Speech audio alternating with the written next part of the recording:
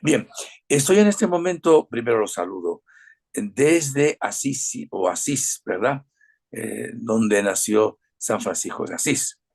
Y acabo de llegar de una ciudad muy interesante, Orvieto. Y en Orvieto, pues están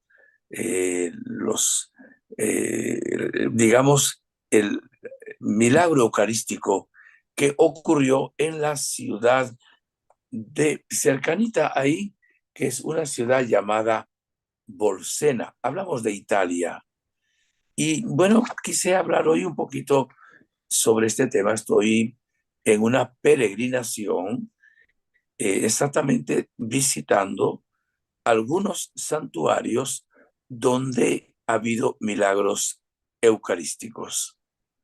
Ustedes saben que la Eucaristía es un milagro permanente y además es un misterio de fe y de amor.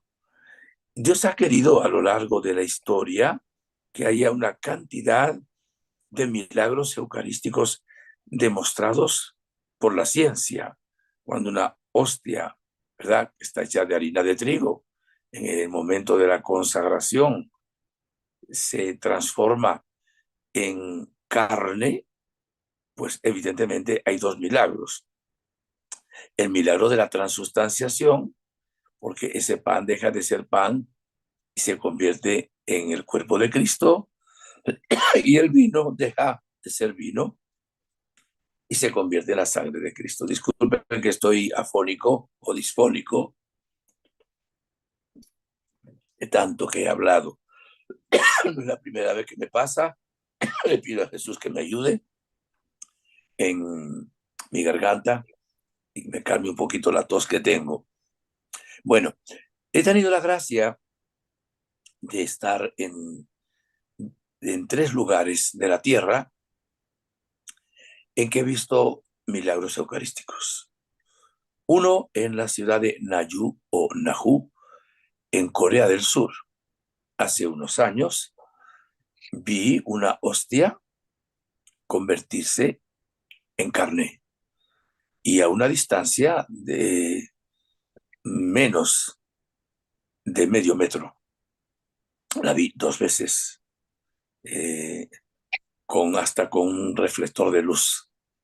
Y evidentemente es algo que marcó mi vida, aunque mi fe no está en el milagro que vi en esa ciudad, en la boca de una vidente llamada Julia.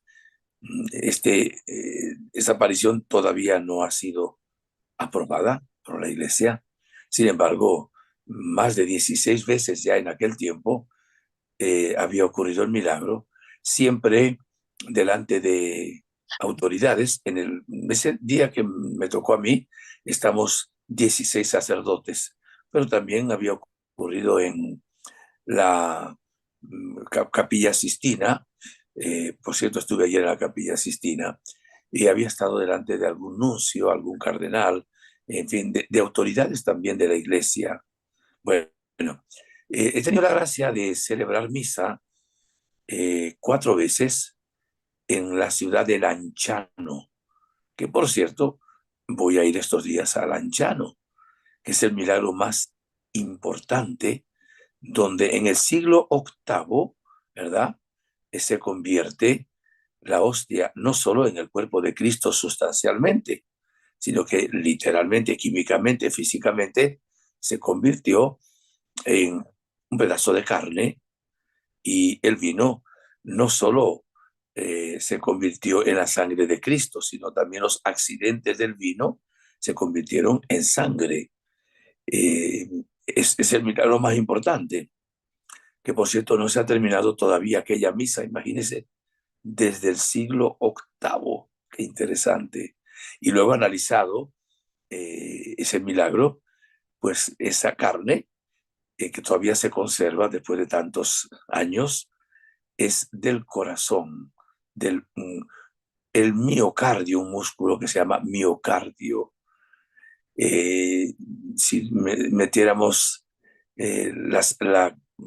digamos, la sangre en una situación de que se vuelva a volver líquida, porque ahora está como en 5 grumitos o 5 bolitas, digamos, la sangre de Cristo. Y ¿saben una cosa?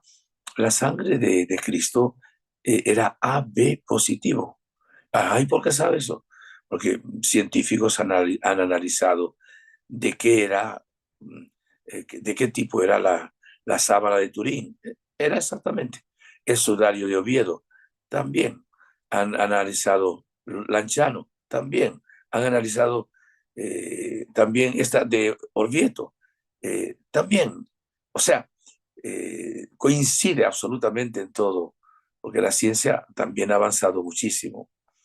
Hace pocas semanas estaba en una peregrinación mariana y le pedí también que pasaran por una ciudad que se llama Santarém, en Fátima. Bueno, no es en Fátima, queda a pocos kilómetros de Fátima. Y ahí hay una hostia también convertida en carne y sangre. Dicen que es el segundo milagro más grande. He celebrado la misa 3 veces en ese lugar. La historia es eh, impresionante. Una señora va donde una bruja porque tenía problemas con su esposo y quería dominar a su esposo, controlarlo con un trabajo de brujería. Y la bruja, además de cobrar, le dijo, me tienes que traer una hostia consagrada. Y la señora, después de dudar, pensar, le llevó una hostia consagrada. Tomó esa hostia a la iglesia, se la colocó encima de la cabeza, se puso un pañuelo ahí y salía bastante rápida y empezó a salir la sangre de esa hostia y a sangrar a la señora. La gente vio que sangraba y, señora, ¿qué le pasó? Está rota la cabeza, tiene una herida, está sangrando. Y ella corría, corría y llegó a la casa y la encerró esa hostia en un baúl. Y en la noche empezaron a sentirse ruidos y a ver una luz especial y también lo de la sangre y su esposo dice, ¿qué es esto? Y le cuenta el pecado que había cometido, el error tan grande que había cometido y llamaron al párroco y pues metieron esa hostia convertida en carne en una custodia de cera. Esa custodia de cera, cuando luego la colocaron en otra custodia, ¿verdad? Pues existe todavía como recuerdo en ese lugar. Y es un milagro también patente. Pero eh, les voy a hablar hoy de otros milagros porque es que celebré la misa hoy ahí. Y quiero hablarles sobre todo de la presencia real de Jesucristo. En una población llamada Bolsena, en, aquí en Italia, era un pueblo pequeño, si queremos, ¿verdad? Pues también sucedió en el año 1263 una situación bien impresionante. El del anciano fue un sacerdote que tuvo dudas si estaba presente Jesús en la Eucaristía realmente y tentaciones. Pero aquí sucedió lo mismo. Un sacerdote, le voy a dar ahora el nombre de este sacerdote, sé que se llamaba Pedro de Praga, estaba atravesando eh, un periodo de profunda perplejidad a causa de las dudas referentes al misterio de la transustanciación. Luego le explico lo que significa esta palabra. Su razonamiento lo confundía, pues le costaba creer que la mera consagración diera lugar a una mutación tan extraordinaria al convertir el pan y el vino en el cuerpo y la sangre de Cristo. ¿Y qué pasó? Sufría de esa incertidumbre y bueno, después de haber ido a Roma, en una peregrinación, va a entrar a celebrar la misa en una iglesia de Santa Cristina en esta población de Bolsena. Y exactamente en el momento de la consagración, teniendo él la hostia en las manos, empieza a sangrar la hostia, a sangrar, y se le llenaron las manos de sangre. Cayó sangre también al piso.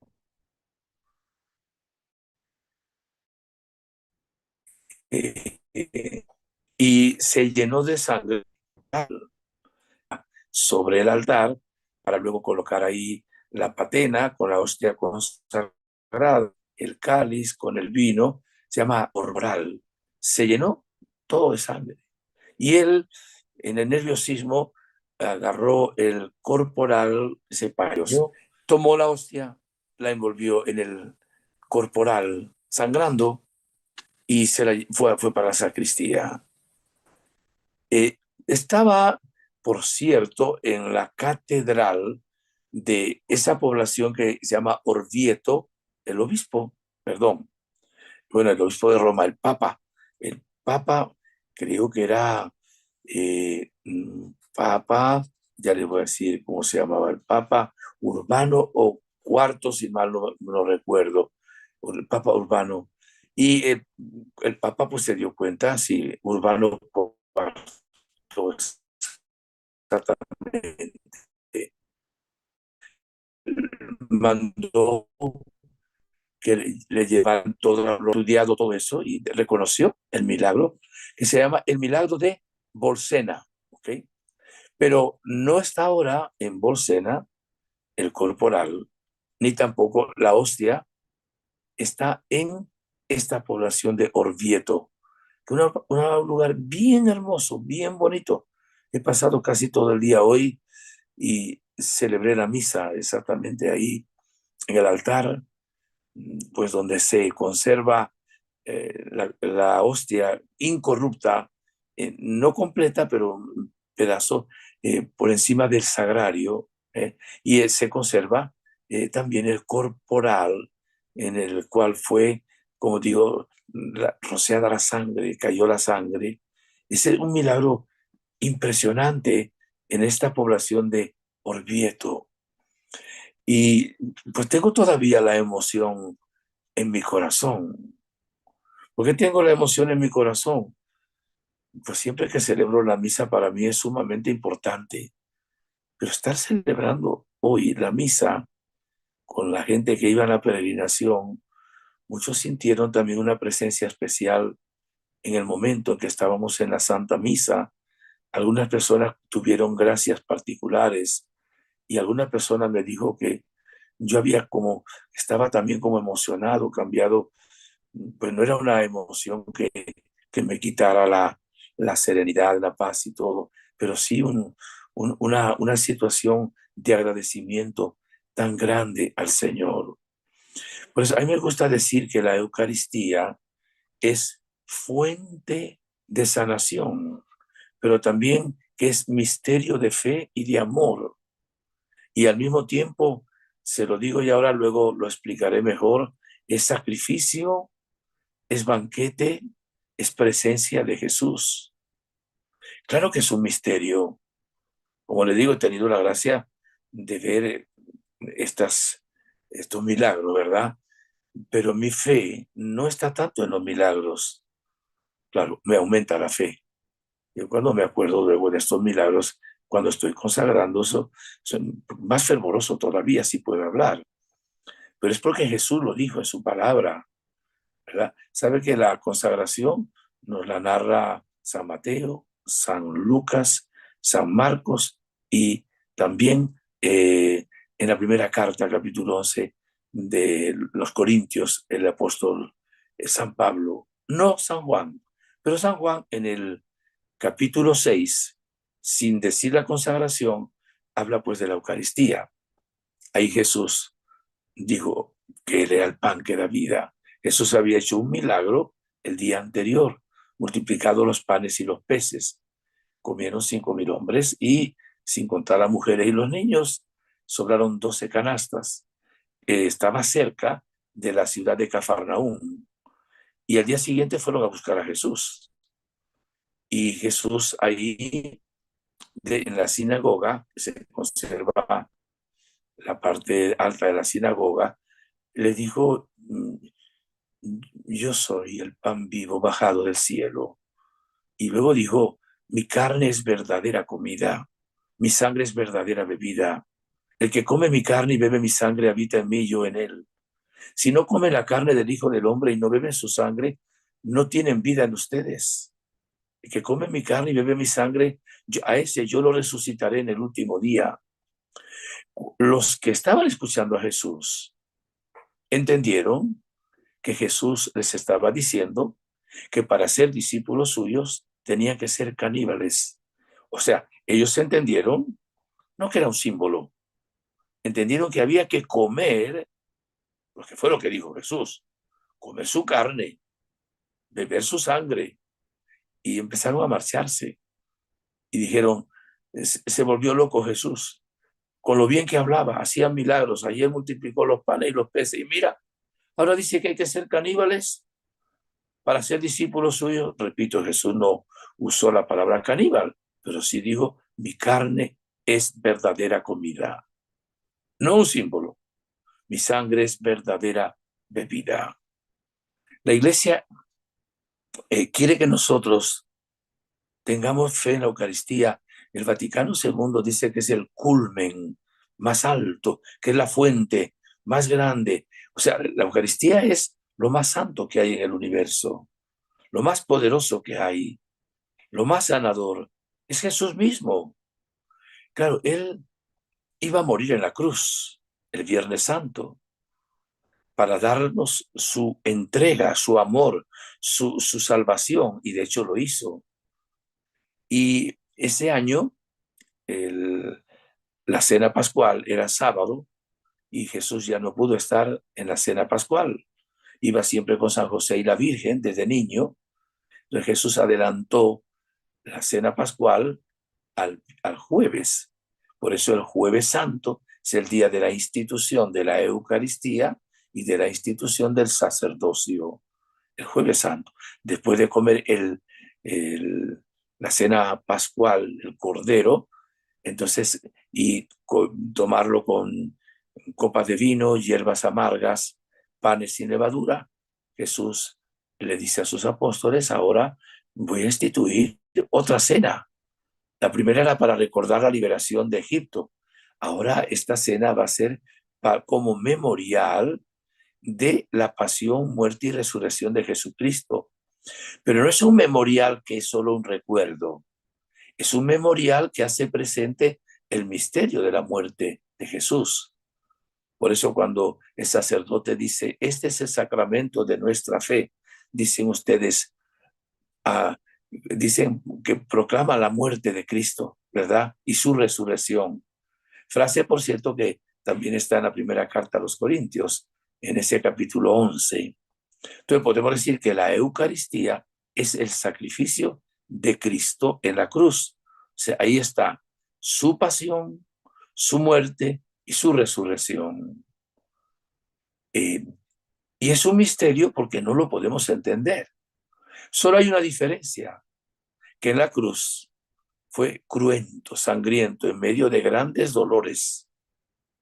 Y en la Eucaristía es incruento, no hay derramamiento de sangre, aunque sí está la sangre de Cristo ahí. Eh, entonces, por eso tiene tanto valor, porque es el sacrificio de Cristo, al cual se une el sacrificio de la iglesia. ¿Y cuál es el sacrificio nuestro? Está simbolizado en las hostias, en el vino y en la ofrenda que se da en la colecta. Pero en nuestra vida, la Virgen dijo en Medjugorje que su vida sea una misa.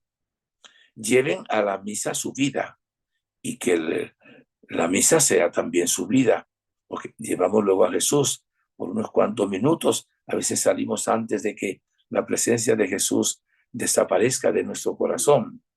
Sigue presente Jesús, dicen algunos, alrededor de 15 minutos más o menos, aunque ha habido casos que Jesús ha continuado con santos, ¿verdad? Bueno, entonces la Eucaristía es el sacrificio de Cristo, pero también es el banquete, porque realmente en la Eucaristía nos alimentamos primero de la palabra de Dios.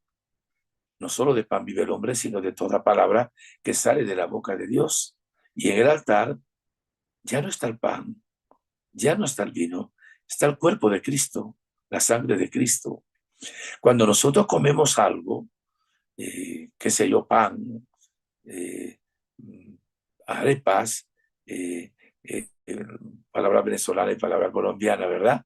O también otro tipo de comida, eso se convierte en nosotros. O sea, si usted come pan o come carne, o come verdura, lo que está comiendo se convierte en usted. ¿En qué? Pues en sangre, en carne, en huesos, en cabellos, en todo lo que somos. Pero cuando comemos la carne de Cristo y bebemos su sangre, no se convierte en nosotros. Nos convertimos en lo que comemos. Lo que decía San Pablo, para mí vivir es Cristo. De tal manera que nos convertimos en Cristo cada vez que nos alimentamos de ese cuerpo glorioso, de esa sangre preciosísima. Y le voy a usar tres palabras que quisiera que las aprendieran también con las que le estoy diciendo. Luego repetiré que la Eucaristía es presencia real, una primera palabra, presencia verdadera y presencia que la llamamos sustancial. En la Iglesia, desde hace muchos siglos, pues tomando unos términos filosóficos para explicar este misterio, eh, pues tomaron de un filósofo, Aristóteles, y luego Santo Tomás, ese gran teólogo y filósofo, los términos siguientes. En las cosas hay dos cosas que tenemos que tener en cuenta: los accidentes y la sustancia. ¿Qué es la sustancia de una cosa? Pues lo que hace que esa cosa sea tal. Y los accidentes, pues son lo que queda fuera, que es secundario. Por ejemplo, ¿qué hace que esto sea pan? Es sustancia. ¿Y cuáles son los accidentes? El pan puede ser grande, puede ser pequeño, puede ser negro, puede ser blanco, puede ser como sea. El vino puede ser vino blanco, vino rosado, vino tinto. Son los accidentes. En la consagración, los accidentes quedan. Te toma una hostia y puede ser, parece que fuera pan sin levadura, y toma la sangre de Cristo. Allí hoy di la comunión bajo las dos especies en ese lugar tan maravilloso, ¿verdad? Y evidentemente te sabe a vino, porque son los accidentes, pero la sustancia cambia. Entonces se llama entonces presencia real, presencia verdadera y presencia sustancial. Siempre sigue siendo el misterio. Claro, en los milagros que hay se demuestra realmente que la hostia se convirtió también en carne y en sangre, y saber qué tipo de sangre es. Y ahí luego, en alguna otra ocasión, les explicaré lo que tiene que ver con el estudio luego de los glóbulos blancos, glóbulos rojos, en esa ciencia que demuestran realmente científicamente, aunque hay personas que no lo crean. Porque mira, hay gente en la iglesia que no cree que esté Jesús ahí, cree que es un símbolo. Hay una cantidad enorme en Estados Unidos, en un porcentaje que no lo tengo a mano, pero son más del 30% que no creen en la presencia real de Jesús. A veces hay algún sacerdote y hasta algún obispo que no creen en la presencia real de Jesucristo. Dice, no, no, ahí no está la carne de Cristo. No, no, ahí no está la sangre de Cristo. Es un símbolo. No, no, no, no, no. Oiga, es dogma de fe. ¿Eh? Dogma de fe, puesto en el Concilio de Trento. El que no crea la presencia real de Jesucristo está fuera de la doctrina de la Iglesia. Que no lo entendemos, no lo entendemos. Pero está Jesús, verdadero. Está presente entero, con su cuerpo, su sangre, su alma, su divinidad. Ahí está Jesús. Y es una presencia sanadora. Incluso decimos antes de comulgar, Señor, no soy digno de que entres en mi casa, pero una palabra tuya bastará para sanarme. A lo largo de la historia, Dios ha querido que algunas personas, algunos santos y algunos que todavía no son santos, como Martha Robin de Francia, que han estado años, 30 años, 50 años, sin comer nada y sin beber nada. Cuando digo nada, ni siquiera agua, solo la comunión. Esto lo ha permitido el Señor y lo ha estudiado también la ciencia. Y se han podido, pues, por favor, ni ustedes ni yo somos tan santos, ni Dios nos ha dado ese carisma. Así que no intente ahora alguno de ustedes decir, pues yo ahora no voy a comer, ni voy a... No, no, no. No se trata de eso. Pero ha habido santos y beatos que han estado años sin comer ni beber nada, ningún líquido, ni pan, solo la Eucaristía. En el caso de Marta Roen, e incluso tenía luego las estigmas, recibía la comunión y luego sangraba mucho, y cómo podía sangrar y no comer. Bueno, para que vea que es un misterio también la Eucaristía. ¿Sabe por qué no hay más milagros? Porque comulgamos muy distraídos, comulgamos por rutina. En el fondo, nos falta un grado de fe más grande. Está Jesús resucitado, pero está su pasión, su muerte, su resurrección. Hace un par de meses estaba en Medjugorje y estábamos en un momento de adoración y vi una religiosa que la había conocido en mi diócesis en Venezuela, la diócesis de Cabimas, en 1976-77. Incluso predicamos juntos un retiro. También luego nos predicó ella y la Madre Teresa de Calcuta en el Vaticano hace unos años, en la década de los 80, a más de 7.000 sacerdotes, un retiro, imagínense ustedes. Cuando la vi me puse muy contento y al terminar nos saludamos, le di un abrazo y me puso su mano, su mano de su mano en la cabeza y la otra así en el corazón. Y empezó a hacer una oración en inglés. Y cuando termina la oración, una oración breve, me dice en inglés, transfusión, transfusión en castellano. Y me explicó, lo entendí muy bien, que no me estaba diciendo que yo tenía que dar sangre para hacer una transfusión a otras personas. Yo no pudiera ser donador de sangre. Pero tampoco me dijo que alguien me iba a hacer una transfusión de sangre porque yo tuviera hemoglobina baja, sino que cada vez que comulgo hay una transfusión. Jesús me hace la transfusión de su propia sangre. Y entonces me pareció tan bonito que desde ese momento, cuando comulgo, los sacerdotes casi siempre salimos rápido a dar la comunión a los fieles. Yo ahora quedo unos segundos ahí, junto a mis manos en el pecho, cierro mis ojos y le digo, Jesús, gracias por venir a mí. Digo, gracias por tu sangre preciosa. Te adoro dentro de mí.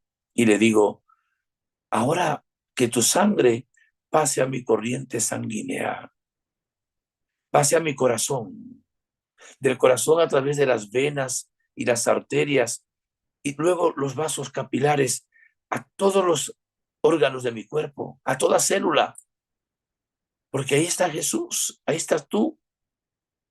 Lo he predicado, hoy lo prediqué en ese lugar. Y la gente dice, padre, qué hermoso. Pero a la gente hay que explicarle también esto. En la hostia consagrada no está solo el cuerpo de Cristo, está Cristo completo, está Jesucristo como Dios, como hombre, en el sentido que está como con su cuerpo, su sangre, su alma y su divinidad. O sea que cuando usted comulga esa hostia, recibe la sangre de Cristo también.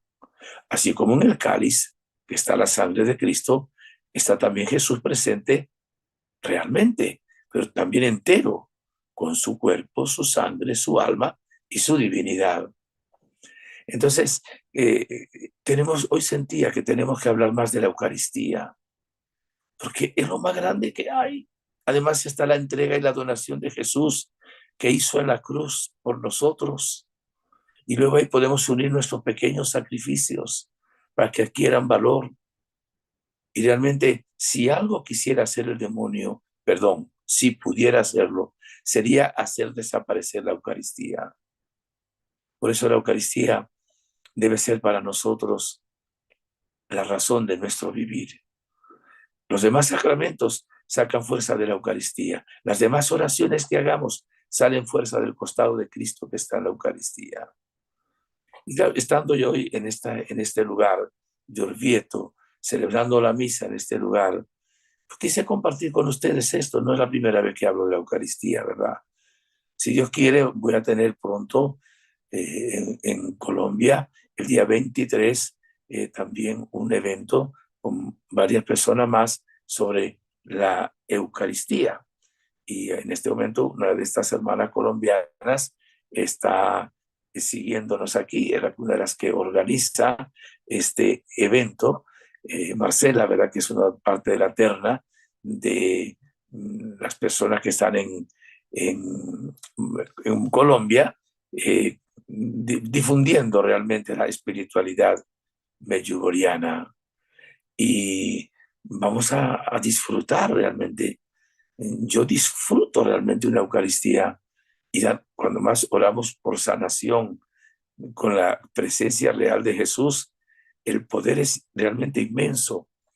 Es una comunión, una unión común entre nosotros. Es un memorial.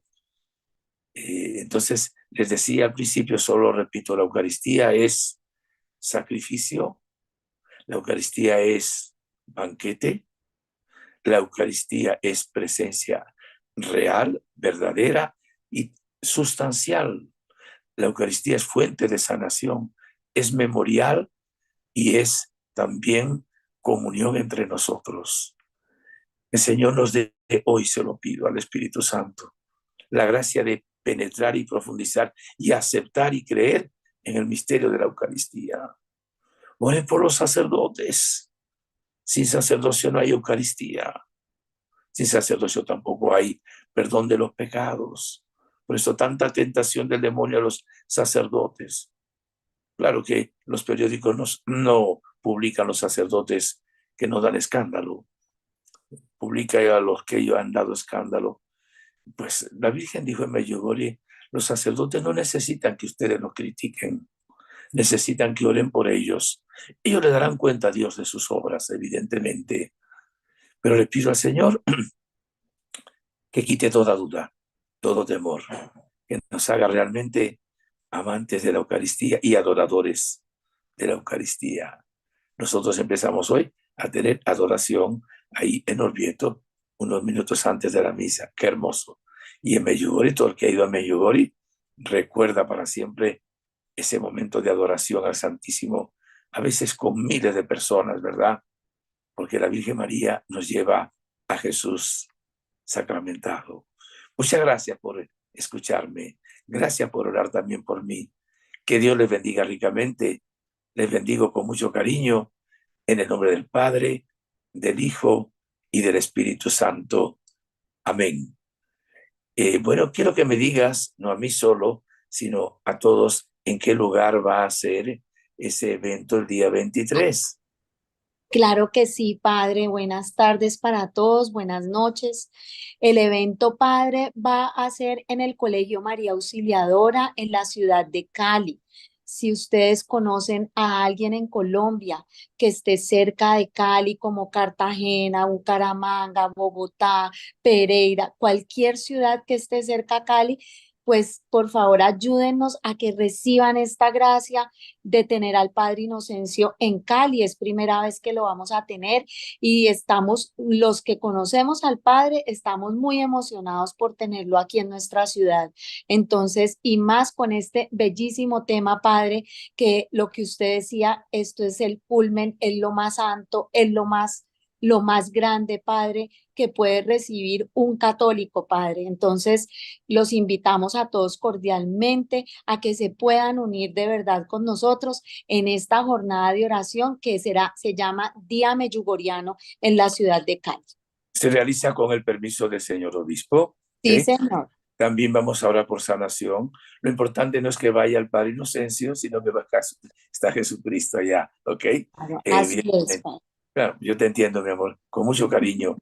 Y gracias te dejé para que hiciera la propaganda, porque va a llegar a más personas, haga esto realmente que se extienda por todas partes. Como la expresión que dicen ahora, hagan esto, eh, el- usan un término de medicina, cuando quieren que algo se siga pasando por todas partes. ¿Cómo dice? Viral, Ah, viral. viral, viral. Haga esto viral. Gracias. Se me olvidó en el momento esa palabra. Muchas Bueno, Dios les gracias. bendiga ricamente. Un abrazo para ti, para todos nuestros oyentes y también para aquellos que verán luego esto en diferido. Y seguiré aquí en otros santuarios eucarísticos. Hoy oré por todos ustedes y en los lugares también seguiré orando y ustedes también orarán por mí. Muchas gracias. Chao.